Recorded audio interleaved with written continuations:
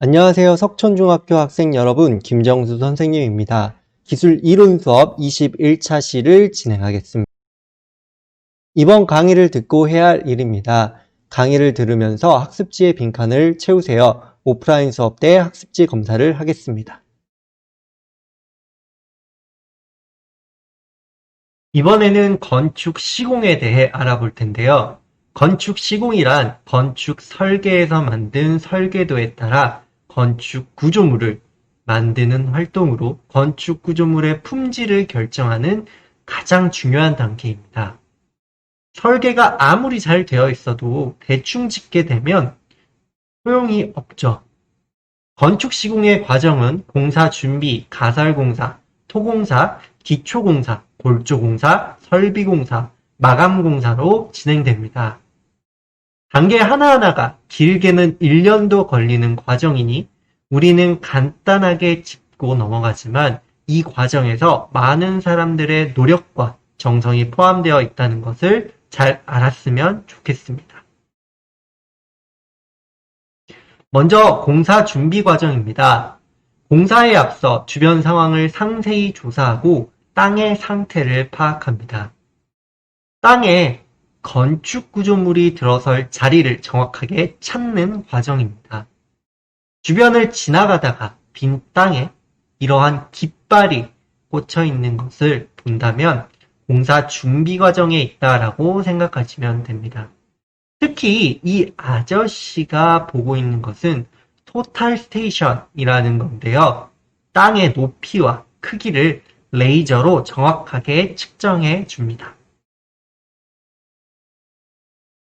두 번째 과정은 가설공사입니다.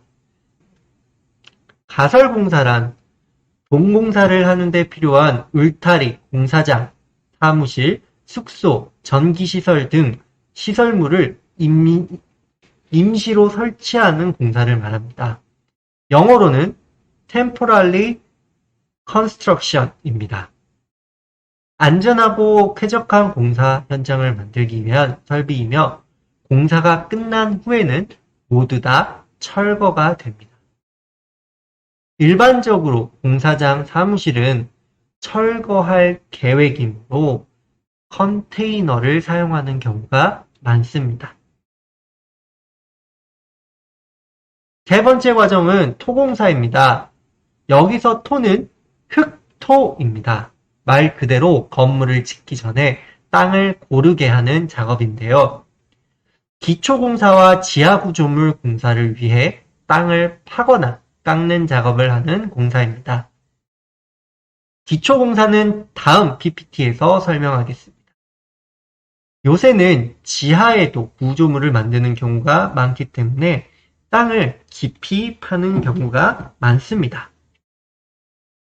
네 번째 과정은 기초공사입니다. 기초란 건물을 지지해줄 기둥과 같은 것을 땅 속에 단단한 암석에 고정하는 공사를 말하는데요. 기초가 되어 있어야 건물이 안전하고 무너지지 않을 수 있어요. 일반적으로 대부분의 건물은 그림과 같이 건물의 아래쪽에 두꺼운 기초가 되어 있습니다.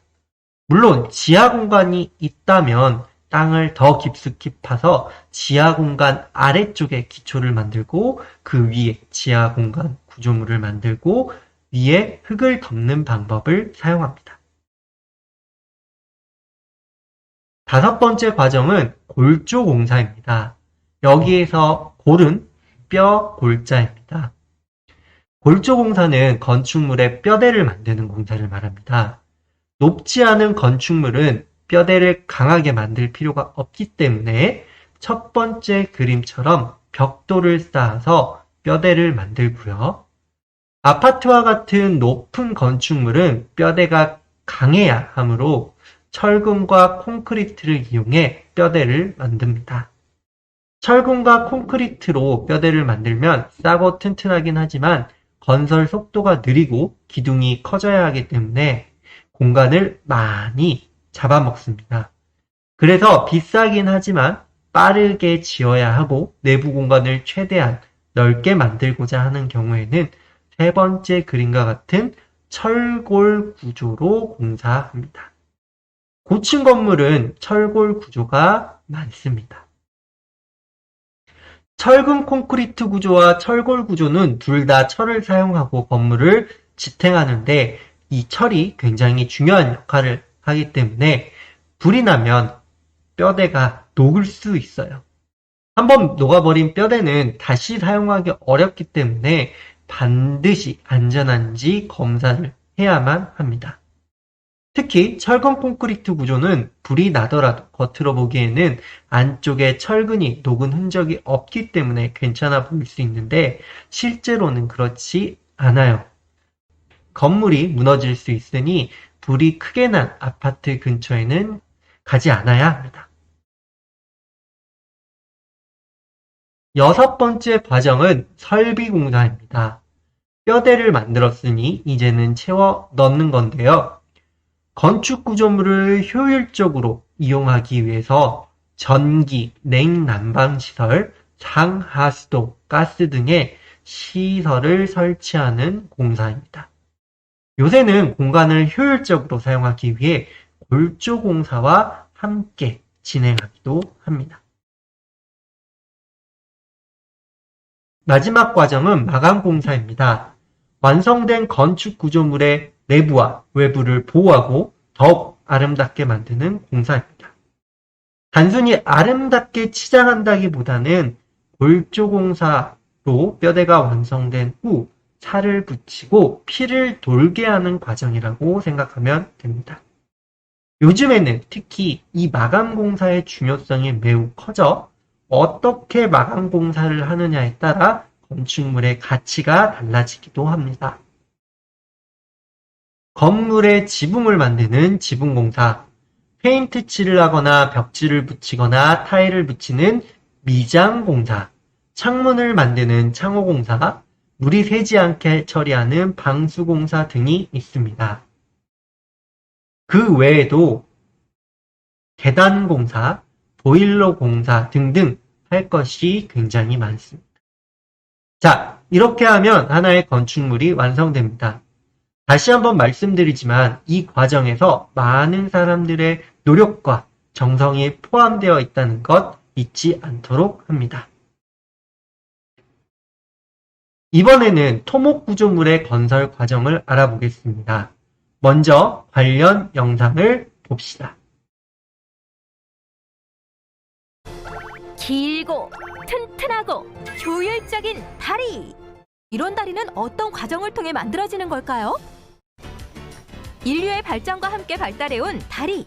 다리의 첫 번째 설계 단계가 궁금한데요. 노선 선정이란 교량 설계의 첫 번째 단계인데요. 쉽게 얘기하면 길을 어디다 놓을지를 결정하는 거죠. 지역 주민들의 민원이라던가 국토의 전체적인 계획을 갖다가 종합해서 엔지니어들이 어디에 도로를 놓을지를 갖다가 결정을 하고요. 최종적으로는 국가기관에서 이러한 노선을 갖다 결정하게 됩니다. 교량을 설계하기 위해서는 교량이 놓이는 곳의 현황을 정확하게 알아야 됩니다. 집안의 강도라던가 또는 바다를 건너가는 경우에는 바닷속의 수심, 유속 같은 것도 정확히 알아야 됩니다. 또 하나는 인문학적인 조사도 필요한데요. 대표적으로 이제 사람들이 어디에 사는지 또는 문화재가 있는지 이런 걸 근거로 해서 교량을 어떤 형식을 쓸지를 결정하게 됩니다. 현장 조사를 통해 얻은 결과를 바탕으로 교량의 구조를 결정하는 회의가 진행됩니다. 이때 교량의 형식과 재질, 그리고 디자인과 같은 세부적인 부분도 결정하게 되는데요. 중요한 선택인 만큼 신중을 기해야 하는 과정입니다. 이 과정을 거쳐 선정된 다리는 여러 전문가들의 평가를 거치게 되는데요. 수많은 조건에 부합하는지 꼼꼼하게 확인해야 합니다. 이렇게 다리의 구조가 결정된 다음엔 컴퓨터를 통해 모델링 작업을 진행하는데요. 수학적 수치를 대입해 쉽고 빠르게 설계가 가능합니다. 과거 손으로 하나하나 설계도를 그리고 수치를 계산하던 때와는 많이 다르죠? 수치만 입력했을 뿐인데 이렇게 자동으로 결과물이 척척! 정말 신기하네요. 이뿐만이 아니죠. 다리에 쓰일 각종 부품을 미리 검사해 볼 수 있는 가상 테스트도 개발돼 작업의 효율을 극대화하고 있습니다. 최종적으로 나온 결과를 가지고 다리의 설계를 완료한 다음 도면화 작업이 진행되는데요. 이렇게 만들어진 도면을 가지고 공사가 진행됩니다. 그럼 미래의 다리는 어떻게 만들어지게 될까요? 새로운 재료들이 나타나면서 이 재료들을 이용을 해서 지금보다 훨씬 더 날렵하고 더 튼튼하고 더 빨리 건설할 수 있는 교량 기술이 나올 것으로 생각이 됩니다. 특히 교량을 건설하는 방법이나 장비들도 발전하고 있기 때문에 공기에 있어서 눈부신 발전이 있을 것으로 예상이 되고요. 그다음에 마지막으로 여러분들이 잘 아는 3D 프린팅 기술, 이 기술이 교량 건설의 접목이 되고 있기 때문에 안전, 환경, 그다음에 오차 없는 그런 건설 기술이 곧 출현할 것으로 생각이 됩니다. 지역 간의 교류를 도와주고 사람과 사람을 이어주는 고마운 존재의 다리.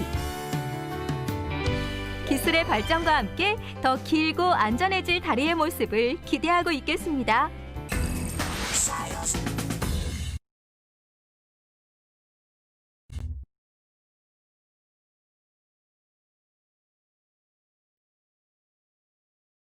토목 구조물도 역시 건설 구조물과 같이 기획 단계에서 시작합니다. 인천대교를 짓는 과정을 예로 들어서 설명하겠습니다. 토목 기획에서는 여러 가지 요건을 고려해서 목표를 결정하는 과정인데요. 섬과 신도시를 잇는 교량을 건설할 사업을 발주하고 건설 시공사를 결정하는 것이 이 토목 기획에 해당됩니다. 다음으로 토목 계획과 설계를 진행합니다. 건축 구조물의 계획 설계처럼 교통, 규모, 환경, 구조 등을 고려해 계획을 세우고 설계자는 기본 설계 도면을 작성하고 모형을 제작하며 정부와 의견 차이를 좁힙니다. 이 과정은 여러 번 반복됩니다. 그러면 실시 설계의 도면과 시방서가 나오게 됩니다.